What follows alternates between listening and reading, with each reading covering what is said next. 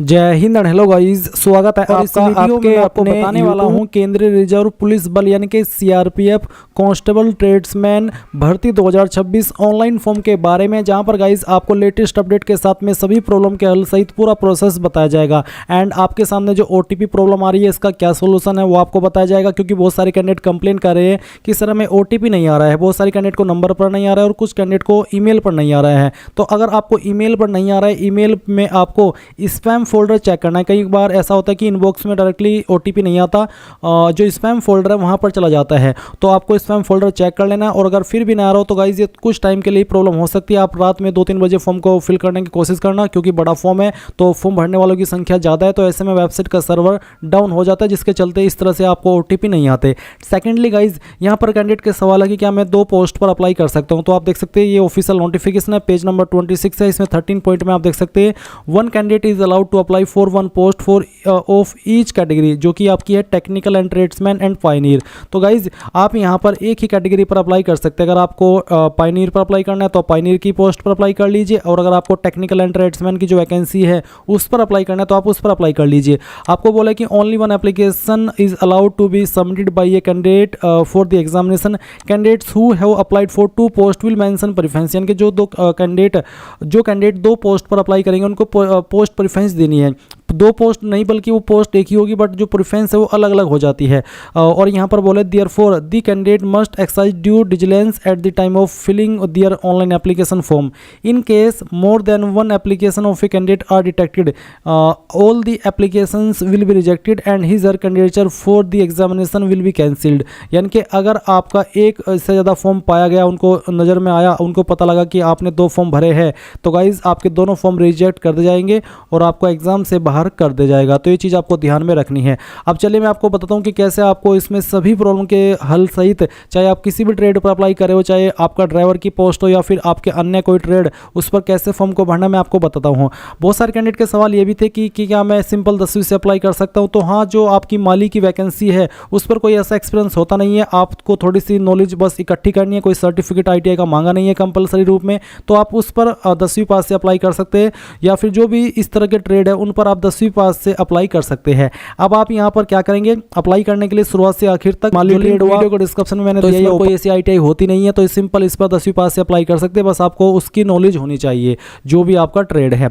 इसके अलावा age limit आप देख सकते हैं, जो आपकी ड्राइवर की पोस्ट है उस पर आपकी एज लिमिट 21 से 27 साल है, और जो बाकी ट्रेड है उस पर 18 से 23। एंड गाइज यहाँ पर गवर्नमेंट रूल्स के अकॉर्डिंग SC/ST कैंडिडेट को 5 साल की और OBC को 3 साल की छूट भी दी जाएगी। फीस जनरल OBC के लिए 100 है और SC/ST के लिए कोई फीस नहीं है। बट गाइज जब आप फॉर्म भरेंगे तो आप यहाँ पर SC/ST के लिए भी 47 रुपीज़ का चार्ज देखेंगे, जो कि पोर्टल चार्ज के रूप में आपसे एक अलग तरीके से निकाला जा रहा है, और जो जनरल OBC है उनको 147 रुपये फीस पे करनी होगी। तो ये सभी इन्फॉर्मेशन जानने के बाद अगर आप एलिजिबल है और आपने अभी तक ये फॉर्म नहीं भरा तो गाइज इंपॉर्टेंट लिंक के सेक्शन में आइए और अप्लाई ऑनलाइन लिंक ओपन कीजिए। इसके बाद आपके सामने यहाँ पर ये वाला इंटरफेस आ जाएगा, जैसे कि आप वीडियो में देख सकते हैं। यहाँ पर आ जाने के बाद में आपको रजिस्टर इसके ऊपर क्लिक करना है, देन इस तरह का इंटरफेस आपके सामने आएगा। अब आप यहाँ पर देखेंगे candidate full name as recorded in matriculation or equivalent, यानी कि जो आपका 10वीं का सर्टिफिकेट है उसमें जो आपका नाम दिया गया है वो नाम आपको यहाँ पर लिखना है। और गाइज अंग्रेजी के बड़े अक्षरों के अंदर आप यहाँ पर आपका नाम लिखिएगा। फिर आप आपकी ईमेल ID डालिए जो कि आप रजिस्टर करना चाहते हैं। उसके बाद आपका मोबाइल नंबर डालिए और फिर जनरेट OTP के ऊपर आप क्लिक करेंगे। अब गाइज आपके नंबर और ईमेल दोनों के ऊपर OTP सेंड किया गया है, तो आप यहाँ पर पहले जो नंबर के ऊपर OTP मिला है वो OTP डालिए, और फिर जो ईमेल के ऊपर OTP आया है आप जब ईमेल चेक करेंगे तो आपको वहाँ पर OTP देखने को मिल जाएगा। अगर लेट हो गया है, OTP आपको तुरंत नहीं आया, तो थोड़ा सा वेट कर लेना है, या फिर जो आपका स्पैम फोल्डर है वो आपको चेक कर लेना है। कई बार थोड़ा वक्त लग जाता है जब वेबसाइट का सर्वर डाउन होता है, बट इसका मतलब ये नहीं कि OTP नहीं आएगा, OTP आपका 100% आएगा। बस आपको यहाँ पर थोड़ा सा वेट कर लेना है अगर आपको तुरंत OTP ना आए। और अगर आपको तुरंत OTP आ जाए तो आप यहाँ पर डाल देंगे इस तरह से, और फिर वेरीफाई OTP इसके ऊपर क्लिक कर देंगे। देन गाइज इस तरह से आपके सामने इंस्ट्रक्शंस आएंगे, जैसे कि आप वीडियो में देख सकते हैं। अब आप यहाँ से इसको इस तरह से क्लोज कर देंगे, और क्लोज करने के बाद में आपको अप्लाई न्यू एडवर्टाइजमेंट इसके ऊपर क्लिक करना है। इसके ऊपर क्लिक करने के बाद आपको यहाँ पर constable technical and tradesman and Pioneer की जो वैकेंसी है वो देखने को मिल जाएगी। अब आप अप्लाई हियर इसके ऊपर क्लिक करेंगे। इसके बाद आपके सामने इस तरह से जानकारी आएगी। आप यहाँ पर इसमें नीचे की तरफ आएंगे और आपकी जो आइडेंटिटी डिटेल है वो एंटर करेंगे। इसमें आपको बताना है कि आप आपकी आईडी कौन सी आईडी से वेरीफाई करना चाहते हैं, जैसे कि passport, PAN card, driving licence, Aadhaar, voter ID. तो जिस भी माध्यम से कराना चाहते हैं वही आप यहाँ पर सेलेक्ट कर ले। और जैसे कि मैंने आधार सेलेक्ट किया तो फिर आपको जो भी आईडी आपने सेलेक्ट की है आइडेंटिफिकेशन नंबर के अंदर उसी आईडी का नंबर डालना है। फिर आता है नेम ऑन आइडेंटिफिकेशन, यानी कि जो आपकी आईडी है उसके ऊपर आपका नाम क्या है वही एग्जैक्ट नेम आपको यहाँ पर डाल देना है। फिर आएगी एडिशनल इन्फॉर्मेशन, यहाँ पर जो भी आपकी डेट ऑफ बर्थ है वो आपको सेलेक्ट करनी होगी। इस तरह से आप आइए और जो आपका ईयर है बर्थ का पहले आपको वो सेलेक्ट कर लेना है। फिर यहाँ से आपको आपका मंथ सेलेक्ट करना है और मंथ सेलेक्ट करने के बाद में आप यहाँ से डे सेलेक्ट करेंगे तो आपकी डेट ऑफ बर्थ आ जाएगी। इसके बाद आपको आपकी नेशनलिटी में इंडियन सेलेक्ट कर लेना है। फादर नेम आपका जो भी है वो फादर नेम आपको यहाँ पर एंटर कर देना है। इसके बाद गाइज आप यहाँ पर देखेंगे मदर नेम, तो आपको आपकी माताजी का नाम एंटर करना है। फिर permanent identification mark on body, यानी कि आपकी बॉडी के ऊपर ऐसा निशान जिससे आपकी बॉडी की पहचान होती है। निशान आपकी बॉडी के ऊपर कहीं पर भी हो सकता है, चाहे जलने का निशान हो, चाहे कटने का, या फिर कोई बर्थ मार्क। आप उस निशान के बारे में यहाँ पर लिख देंगे। उसके बाद जेंडर मेल फीमेल जो भी है वो आप सेलेक्ट कर लेंगे। मैरिटल स्टेटस क्या है, married, unmarried, divorce, window, widower, जो भी आपका स्टेटस है वो आप यहाँ पर सेलेक्ट कर लीजिए। इसके बाद आती है डोमिसाइल डिटेल। आपसे पूछा कि क्या आपके पास डोमिसाइल है या फिर पीआरसी सर्टिफिकेट, क्या आपके पास डोमिसाइल या पीआरसी प्रमाण पत्र है, तो ये आपको यस करना, नहीं तो आप नो करेंगे। यस करने पर आपको यहाँ पर आपके निवास प्रमाण पत्र की जानकारी देनी है। जैसे कि एक सवाल आता है पहले ही कि क्या आप अपने मूल राज्य या फिर केंद्र शासित प्रदेश से दूसरे राज्य केंद्र शासित प्रदेश में प्रवासित हुए, यानी कि आप एक राज्य से दूसरे राज्य में गए हो। अगर हाँ तो यस, नहीं तो आपको नो करना है। अगर आप जहाँ पर आपका जन्म हुआ है अभी भी वहीं रह रहे हैं तो आपको इस वाले ऑप्शन में नो कर देना है। फिर आता है स्टेट ऑफ ओरिजिन, यानी कि आप कौन सी स्टेट के निवासी है वो स्टेट आपको यहाँ पर सेलेक्ट कर लेनी है। उसके बाद डिस्ट्रिक्ट ऑफ ओरिजिन, यानी कि कौन से डिस्ट्रिक्ट के अंदर रह रहे हैं वो डिस्ट्रिक्ट आपको सेलेक्ट कर लेनी है। और फिर जो आपका निवास प्रमाण पत्र है उसका नंबर आपको यहाँ पर डालना है। मैं आपको यहाँ पर डेमो के लिए दिखाता हूँ कि निवास प्रमाण पत्र किस तरह का होता है। तो चलिए आपको यहाँ पर दिखाता हूँ ताकि आपको समझ में आ सके और आप सही तरीके से बिना किसी गलती के अपनी इन्फॉर्मेशन भर सके। तो अभी जो आप वीडियो में देख सकते हैं ये कास्ट सर्टिफिकेट है जो कि यूपी स्टेट के द्वारा जारी हुआ है। इसमें जो प्रमाण पत्र क्रमांक के सामने नंबर लिखा है वही आपका निवास प्रमाण पत्र का नंबर होता है। तो आपको यहाँ पर डोमिसाइल पीआरसी सर्टिफिकेट नंबर के अंदर जो नंबर मैंने आपको बताया जो यहाँ पर लिखा होता है वो नंबर आपको यहाँ पर लिख देना है। उसके बाद आती है कैटेगरी रिजर्वेशन। तो उसके पहले आपको यहाँ पर बताना है कि आपका रिलीजन क्या है, जो भी है वो रिलीजन आप अपना सेलेक्ट कर लेंगे। कास्ट कैटेगरी अनरिजर्व्ड यानी कि जनरल, एसटी, एससी, ओबीसी या फिर ईडब्ल्यूएस जो भी है वो आप सेलेक्ट कर लीजिए। मान लीजिए आप ओबीसी है तो आपको ओबीसी सेलेक्ट कर लेना है। उसके बाद सर्टिफिकेट नंबर के अंदर जो आपका कास्ट सर्टिफिकेट है उसका नंबर आपको देना होगा। तो मैं आपको यहाँ पर वीडियो में दिखा देता हूँ। ये कास्ट सर्टिफिकेट है गाइज, ये तो है यूपी स्टेट के द्वारा जारी हुआ स्टेट का कास्ट सर्टिफिकेट। बट गाइज आपके पास यहाँ पर जो सर्टिफिकेट होना चाहिए वो सेंट्रल का बना होना चाहिए। तो सेंट्रल का कास्ट सर्टिफिकेट कैसा होता है वो आप यहाँ पर देख लीजिए। अभी जो आप वीडियो में देख सकते हैं ये एक सेंट्रल स्टेट के द्वारा जारी हुआ कास्ट सर्टिफिकेट है, क्योंकि ये भर्ती सेंट्रल गवर्नमेंट के अंतर्गत आती है। तो जो आप कास्ट सर्टिफिकेट यूज करेंगे वो सेंट्रल का बना होना चाहिए। तो आप क्या करेंगे, यहाँ पर आपको जो नंबर फिल करना है वो कहाँ पर मेंशन होता है मैं आपको बता दूँ। आपसे यहाँ पर सर्टिफिकेट नंबर मांगा है और इसमें आप देख सकते हैं ये सेंट्रल का है। इसमें यहाँ पर आवेदन क्रमांक के नीचे प्रमाण पत्र क्रमांक लिखा है। तो ये जो प्रमाण पत्र क्रमांक के सामने नंबर लिखा है वही नंबर आप यहाँ पर सर्टिफिकेट नंबर के अंदर डाल देंगे। अब आता है कि सर्टिफिकेट इश्यूइंग स्टेट, यानी कि कौन सी स्टेट ने इसको जारी किया है। तो जो सर्टिफिकेट है ये जारी हुआ है यहाँ पर मेरा उत्तर प्रदेश शासन के द्वारा। तो आपका जिस भी स्टेट के द्वारा जारी हुआ है वो स्टेट आप यहाँ पर सेलेक्ट कर लेंगे। फिर सर्टिफिकेट इश्यूइंग डिस्ट्रिक्ट, यानी कि कौन से डिस्ट्रिक्ट के द्वारा आपका सर्टिफिकेट जारी हुआ है। तो जिस भी डिस्ट्रिक्ट के द्वारा जारी है वो आप यहाँ पर सेलेक्ट कर लेंगे। फिर कौन सी अथॉरिटी ने इसको जारी किया है। ये certificate generally district magistrate, additional district magistrate, ADM, city magistrate, deputy collector इन पोस्ट के द्वारा जारी होता है। अब आपको कैसे पता चलेगा कि मेरा सर्टिफिकेट इनमें से कौन सी अथॉरिटी ने जारी किया है। आपको आपका सर्टिफिकेट देखना है। अभी ये आप देख सकते हैं मेरे पास सेंट्रल का कास्ट सर्टिफिकेट है और इसमें यहाँ पर सक्षम अधिकारी के बाद में लिखा है तहसीलदार। तो आप यहाँ पर आपका सर्टिफिकेट चेक करेंगे और उसमें सक्षम अधिकारी के बाद में जो भी लिखा है वो पोस्ट को आपको यहाँ पर सेलेक्ट कर लेनी है। इसके बाद यहाँ पर सर्टिफिकेट इश्यूइंग डेट, तो आप यहाँ पर देखेंगे जारी दिनांक। तो जारी दिनांक के सामने जो भी डेट लिखी है वो डेट आपको यहाँ पर सेलेक्ट कर लेनी है। गाइज मैं आपको बता दूं कि जो आपका सर्टिफिकेट है वो आपका 3 साल से ज़्यादा पुराना नहीं होना चाहिए, क्योंकि जो कास्ट सर्टिफिकेट होते हैं ये 3 साल से पुराना नहीं चलते हैं। तो आपको यहाँ पर ऐसा सर्टिफिकेट देना है जो कि 3 साल से ज़्यादा पुराना न हो। तो आप यहाँ पर आएंगे और जो डेट आपको यहाँ पर दी गई है वो डेट आपको यहाँ पर सिलेक्ट कर लेनी है। तो इस तरह से आप यहाँ पर इसको सिलेक्ट कर लीजिएगा। अब आता है आपका अदर रिजर्वेशन डिटेल। यहाँ पर पूछा है मोड ऑफ रिक्रूटमेंट, भर्ती का तरीका, तो आप यहाँ पर डायरेक्ट रिक्रूटमेंट या एक्स सर्विसमैन, तो अगर आप फ्रेशर है तो आप डायरेक्ट एंट्री डी सेलेक्ट कर लेंगे। फिर पूछा कि क्या आप एक भूतपूर्व सैनिक है, अगर है तो यस, नहीं तो आप नो ही रखेंगे या फिर ये ऑटोमेटिकली नो ही रहेगा अगर आप यहाँ पर डी में मोड ऑफ रिक्रूटमेंट में डी सेलेक्ट करते हैं। अब सवाल पूछा कि क्या आपके खिलाफ कोई आपराधिक मामला लंबित है, यानी कोई केस पेंडिंग है, अगर हाँ तो यस, नहीं तो आपको नो करना है। उसके बाद क्या आप 1984 दंगों में मारे गए पीड़ितों के बच्चे या फिर आश्रित है, अगर हाँ तो यस, नहीं तो यहाँ पर भी नो कर देना है। क्या आपके पास कोई उपलब्धि है, कोई अचीवमेंट है स्पोर्ट्स में, अगर हाँ तो यस करने पर आपको बताना है उसका विवरण, नहीं तो आप यहाँ पर नो कर देंगे। फिर पोस्ट सिलेक्शन में आपको यहाँ पर पोस्ट सेलेक्ट कर लेनी है कि आप यहाँ पर ये जो वैकेंसी निकली है कांस्टेबल ट्रेड्समैन पर, उसमें से कौन से ट्रेड पर अप्लाई करना चाहते हैं, तो जिस पर भी आपको अप्लाई करना है वो आप यहाँ पर सेलेक्ट कर लीजिए। जैसे कि मैंने यहाँ पर माली सेलेक्ट कर लिया। अब आप सेव एंड नेक्स्ट इसके ऊपर क्लिक करेंगे। अब आपके सामने यहाँ पर एड्रेस डिटेल आती है, तो पहले आप आपका परमानेंट एड्रेस भरेंगे। जो भी आपका परमानेंट एड्रेस है वो आप यहाँ पर फिल कर दीजिए। मैं ये फॉर्म डेमो के लिए भरा हूँ तो यहाँ पर मैं इस तरह से डेमो लिख देता हूँ, बट आपका जो एड्रेस है वो कंप्लीट एड्रेस आप यहाँ पर इस वाले सेक्शन में भर देंगे। फिर जो आपका पिन कोड है वो आपको यहाँ पर एंटर कर देना है। उसके बाद जो आपकी स्टेट है वो आपको सिलेक्ट कर लेनी है। डिस्ट्रिक्ट कौन सी है अपनी, वो डिस्ट्रिक्ट आपको बतानी होगी। आपका जो विलेज है या फिर सिटी है तो उसका क्या नाम है वो आप यहाँ पर लिख देंगे। नज़दीकी पुलिस स्टेशन कौन सा है वो आप यहाँ पर फिल कर देना। उसके बाद में पोस्ट ऑफिस आपका कौन सा है वो आप यहाँ पर फिल कर देंगे। एंड देन आपका तहसील का नाम क्या है वो भी आपको यहाँ पर एंटर कर देना है। फिर नीचे आता है कोरस्पोंडेंस एड्रेस यानी कि प्रेजेंट एड्रेस। तो अगर आपका प्रेजेंट एड्रेस और परमानेंट एड्रेस सेम ही है तो गाइज आपको यहाँ पर सेम एज परमानेंट एड्रेस इस बॉक्स को टिक कर देना है। बट अगर आपका प्रेजेंट एड्रेस और परमानेंट एड्रेस अलग अलग है तो अनटिक करके अलग से आप कोरस्पोंडेंस एड्रेस में अपना प्रेजेंट एड्रेस भर सकते हैं। इसके बाद आप यहाँ पर सेव एंड नेक्स्ट इसके ऊपर क्लिक करेंगे।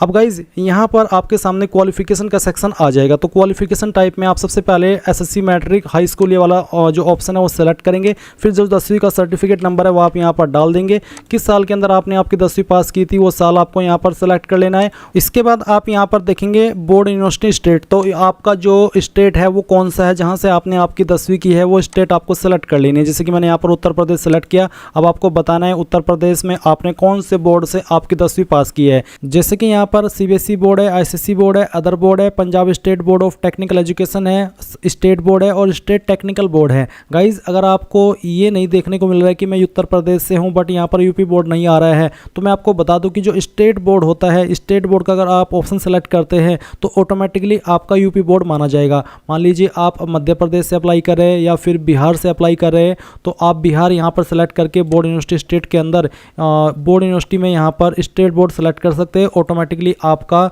जो बिहार बोर्ड है वो माना जाएगा। तो ये चीज़ आपको समझ आ गई। तो मैंने उत्तर प्रदेश से की है और मैं यहाँ पर स्टेट बोर्ड सेलेक्ट कर लेता हूँ, तो इसका मतलब है कि यूपी बोर्ड से मैंने अपनी 10वीं की है। अब आप यहाँ पर ऐड के ऊपर क्लिक करेंगे तो जानकारी ऐड हो जाएगी। इसके बाद गाइज आपको यहाँ पर अगर आपने 12वीं की है तो 12वीं की जानकारी सेम तरीके से भर देनी है। सर्टिफिकेट नंबर, आपका पासिंग ईयर, आपका स्टेट जहाँ से की है और फिर आपका बोर्ड। अगर आपने डायरेक्टली इसके बाद में कोई डिप्लोमा किया तो आप डिप्लोमा की जानकारी भर सकते हैं, जैसे कि अभी मैंने आपको फिल करके दिखाई है। और गाइज अगर आपने ITI की है तो आप यहाँ पर इसके बाद ITI सेलेक्ट कर लेंगे। फिर आपका जो ITI का सर्टिफिकेट नंबर है, अगर आपका 1 ईयर का कंप्लीट हुआ तो आप पहले ईयर का जो सर्टिफिकेट मिला है या मार्कशीट मिली है उसका जो नंबर है वो आप यहाँ पर डाल दीजिएगा। किस साल के अंदर आपने क्वालिफिकेशन की है वो साल आप यहाँ पर सिलेक्ट कर लेंगे। इसके बाद गाइज आपको यहाँ पर बताना है आपकी स्टेट कहाँ से की है, तो चलिए स्टेट सेलेक्ट कर लीजिए। फिर आपको यहाँ पर आपकी यूनिवर्सिटी का नाम देना है। यहाँ पर काफ़ी सारे यूनिवर्सिटी देखने को मिल रही है, अगर इसमें है तो अच्छी बात है, नहीं तो आप अदर का ऑप्शन सेलेक्ट कर लेंगे। अदर का ऑप्शन सेलेक्ट करने पर गाइज आप यहाँ पर नीचे ऐड के ऊपर क्लिक कर देंगे तो ये जानकारी आपकी इस तरह से ऐड हो जाएगी। इसके बाद आप यहाँ पर सेव एंड नेक्स्ट के ऊपर क्लिक करेंगे। फिर आती है आपकी यहाँ पर अगेन पोस्ट की इन्फॉर्मेशन, तो सिलेक्ट पोस्ट के ऊपर क्लिक करके आप आपकी पोस्ट सेलेक्ट कर लेंगे। जैसे कि यहाँ पर माली है, इस पर आप सिंपल 10वीं से अप्लाई कर सकते हैं। वाटर कैरियर की पोस्ट पर भी सिंपल 10वीं से अप्लाई कर सकते हैं। वॉशरमैन की जो पोस्ट है इस पर भी आप सिंपल 10वीं से अप्लाई कर सकते हैं। और सफाई कर्मचारी की पोस्ट पर भी आप सिंपल 10वीं से अप्लाई कर सकते हैं, क्योंकि इसमें ITI का सर्टिफिकेट नहीं होता है। बस हाँ, आपके पास जहाँ से आपने काम किया है वो काम की नॉलेज अच्छी खासी होनी चाहिए, क्योंकि ट्रेड टेस्ट में आपसे वो काम करा करके देखा जाएगा जो कि उस वाली पोस्ट पर या फिर उस वाले ट्रेड में आता हो। इसके बाद यहाँ पर मिनिमम क्वालिफिकेशन, जो मिनिमम क्वालिफिकेशन है वो 10वीं है, तो आप यहाँ पर यस कर दीजिए कि हाँ मेरे पास 10वीं है। और आपको यहाँ पर यस करने पर जो 10वीं की डिटेल है वो एंटर करनी है। तो यहाँ पर मैं बता देता हूँ यूपी बोर्ड। इसके बाद में आपको यहाँ पर इस तरह से लिखना है रोल नंबर जो भी था आपका, वो रोल नंबर आप यहाँ पर एंटर कर दीजिएगा इस तरह से, जैसे कि मैं आपको फिल करके दिखा रहा हूँ। मैंने यहाँ पर रोल नंबर लिखा और जो भी आपका 10वीं का रोल नंबर था वो आप यहाँ पर डाल दीजिए। फिर उसके बाद में कितने नंबर आपको आए थे वो आप यहाँ पर लिख दीजिए। ऑब्टेन्ड मार्क्स, मैं यहाँ पर लिखता हूँ ऑब्टेन्ड मार्क्स, जो भी आपको आए थे वो आप यहाँ पर इस तरह से लिखेंगे। और फिर उसके बाद में टोटल मार्क्स क्या थे वो आप यहाँ पर इस तरह से फिल कर देंगे। तो इस तरह से आपको यहाँ पर आपकी जो इन्फॉर्मेशन है वो फिल कर देनी है। उसके बाद यहाँ पर है कि must be proficient and work in respective trade, यानी कि जोन से भी ट्रेड में आप अप्लाई कर रहे हैं उसमें आपको प्रोफिशेंट होना ज़रूरी है, यानी कि अच्छी खासी नॉलेज होनी ज़रूरी है। तो आप यहाँ पर यस कर दीजिए और यस करने के बाद में आपको यहाँ पर लिखना है आई हैव, तो मैंने यहाँ पर I have knowledge of the respective trade, तो आपको इस तरह से लिख देना है जिससे कि आपको यहाँ पर ये बताने का ऑप्शन मिल रहा है कि हाँ जो आपने यहाँ पर ट्रेड में यस किया है इसका मतलब क्या है। इसका मतलब ये है कि आपने यस तो कर दिया और फिर आपको डिटेल में बता देना है, या आप हिंदी में भी लिख सकते हैं कि मैंने जो ट्रेड यहाँ पर सिलेक्ट किया है उसकी मुझे अच्छी खासी नॉलेज है, मैं उससे संबंधित सारे काम जानता हूँ जो भी है। इसके बाद आप यहाँ पर नीचे की तरफ देखेंगे ऑप्शनल में ऑप्शन है, अगर आप जो आपकी पायनियर की वैकेंसी है जिसमें कि मेसन और इलेक्ट्रीशियन ट्रेड है इस पर भी अप्लाई करना चाहते तो सिलेक्ट कर लीजिए, नहीं तो आप यहाँ पर सिंपली सेव और नेक्स्ट के ऊपर क्लिक कीजिए। इसके बाद यहाँ पर आपको डॉक्यूमेंट अपलोड करने हैं। फोटो में आप आपका फोटो अपलोड कर देंगे। पहले जान ले कि फोटो का साइज 50 से 100 KB के बीच में हो, सिग्नेचर का साइज 50 से 100, अदर सर्टिफिकेट का साइज भी आपका यहाँ पर 100 KB से 500 KB रखा है। अब क्या करेंगे, पहले आप फोटो सिलेक्ट कर लेंगे, फिर आपका सिग्नेचर, उसके बाद में आपका कास्ट सर्टिफिकेट और उसके बाद में आपको यहाँ पर आपका जो 10वीं का सर्टिफिकेट है वो अपलोड करना है। तो सिंपली इसके ऊपर क्लिक कीजिए और जहाँ पर भी आपकी 10वीं की सर्टिफिकेट है वो आपको सेलेक्ट करनी है, ओपन करना है। इस तरह से आपकी फाइल आ जाएगी। फिर अगर आप ITI भी किए हो तो ITI का सर्टिफिकेट अपलोड कर देंगे, या फिर जो भी ITI से जुड़ा हुआ आपके पास सर्टिफिकेट है वो आप यहाँ पर अपलोड कर देंगे। मैंने ITI की जानकारी भरी है इसलिए मेरे सामने ITI सर्टिफिकेट अपलोड करने का ऑप्शन आ रहा है। अब मैं यहाँ पर टिक करता हूँ। इसके बाद आप सेव और नेक्स्ट इसके ऊपर क्लिक करेंगे।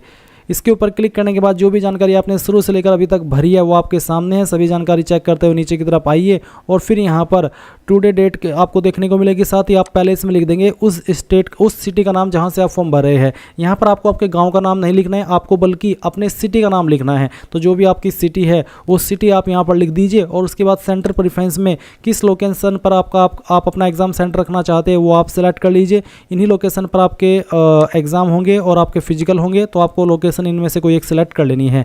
फिर फीस का अमाउंट आएगा। वैसे SC ST के लिए कोई फीस नहीं है और जनरल OBC के लिए 100 रुपये फीस है, बट यहाँ पर 47.20 रुपीज़ यानी कि 20 पैसे ये आपसे पोर्टल चार्ज के रूप में एक लॉलीपॉप लिया जा रहा है। ये लॉलीपॉप आप इनको दे रहे हैं, चलिए लॉलीपॉप समझ करके दे दीजिए। वैसे तो बोला है कि फ़ीस नहीं मांगी है। बहुत सारे फॉर्म मैंने देखे कि अगर ये बोल दिया जाता है कि फ़ीस नहीं चाहिए तो वो बिल्कुल फ़ीस नहीं चाहिए। वो इस तरह का लॉलीपॉप आपसे नहीं लेते कि पोर्टल चार्ज के रूप में हमें 47 रुपीज़ दे दीजिए। तो ये इनका एक तरीका है आपसे लॉलीपॉप लेने का, जो कि ये ले रहे हैं और आप दे भी रहे हैं। देना पड़ेगा क्योंकि आपको भी फॉर्म भरना है।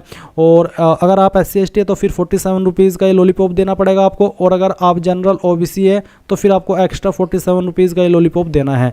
और उसके बाद यहाँ पर आप पेमेंट गेटवे देखेंगे और फिर उसके बाद यहाँ पर टिक करके पे नाउ इसके ऊपर क्लिक कर देंगे। देन गाइज यहाँ पर आपको पेमेंट के पेज पर ट्रांसफर किया जाएगा। आप आपकी fees, card, net banking, UPI यानी कि जिस माध्यम का इनमें से इस्तेमाल करके जमा करना चाहे कर सकते हैं। आप यहाँ पर जनरेट QR के ऊपर क्लिक कीजिए और अपना ये QR कोड स्कैन करके फीस पे कर दीजिए। जैसे ही फीस जमा हो जाए तो आप अपने फॉर्म का फाइनल प्रिंट आउट ले पाएंगे। प्रिंट आउट लेने में कोई इशू हो जाए तो आप again apply online link open करना और फिर यहाँ से गाइज आपको इसमें क्या करना है, डैशबोर्ड के ऊपर क्लिक करना है। डैशबोर्ड के ऊपर क्लिक करने के बाद इसको क्लोज कर देना है और यहाँ पर आप आपके फॉर्म का जो स्टेटस है वो भी देख सकते हैं। और यहाँ से आप इसका अगर फी पेमेंट नहीं कर पाए तो पे भी कर सकते हैं अगेन, और अपना फॉर्म का प्रिंट भी फाइनल यहाँ से ले सकते हैं। इस तरह से गाइज आप लोग CRPF ट्रेड्समैन ऑनलाइन फॉर्म 2026 भर पाएंगे। आई होप ये प्रोसेस आपको पसंद आया होगा। So thanks for watching. जय हिंद।